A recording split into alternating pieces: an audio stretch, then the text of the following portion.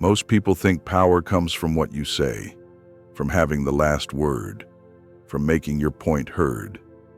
But the Stoics knew something different, something most never learn. Silence is not weakness. It's a choice, a shield, a signal. And sometimes it says more than any sentence ever could. When you stay silent, not because you have nothing to say, but because you no longer need to explain, you hold a power most never reach. Because silence isn't empty. It's full of restraint, presence, awareness. The world speaks in noise, but those with clarity, they speak in stillness. The first moment to stay silent is when you're angry. Anger demands release. It wants to spill out through sharp words, raised voices, and instant reactions. But Stoicism teaches that speaking in anger is like setting fire to your own house to burn someone else's. In silence, you create space. You give yourself the one thing emotion hates: time. Time to breathe, time to assess, time to choose. Marcus Aurelius wrote, "The best revenge is to be unlike him who did the injury." That starts by not mirroring chaos. When you stay silent in anger, you don't suppress your power, you direct it. The second moment is when someone insults you. Most people react, they defend, they fire back. But a Stoic understands, responding to every insult is giving power to every fool.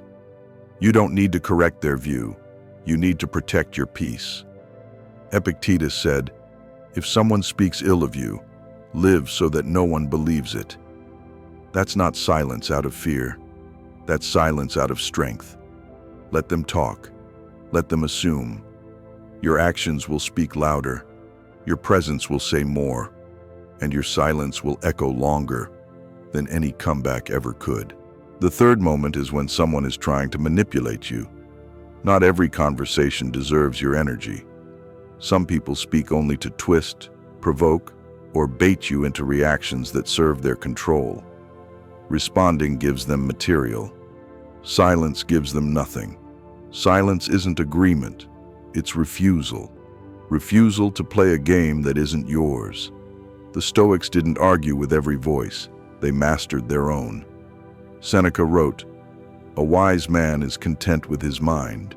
Sometimes the most powerful move is not to fight, but to remain still. Let the noise pass through you. Let the manipulation fall flat. Without your reaction, it dies on its own. The fourth moment is when you're misunderstood. The instinct is to explain, to clarify, to make them see your side. But sometimes explaining yourself only invites more confusion, more judgment, more noise. Not everyone is ready to understand you, and that's not your job. Silence here is acceptance.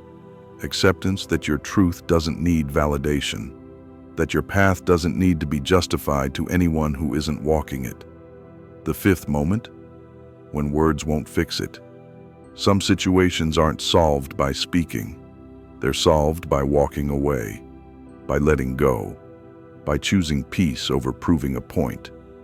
And in those moments, silence becomes a full sentence, a final word. Silence isn't about shutting down. It's about rising above.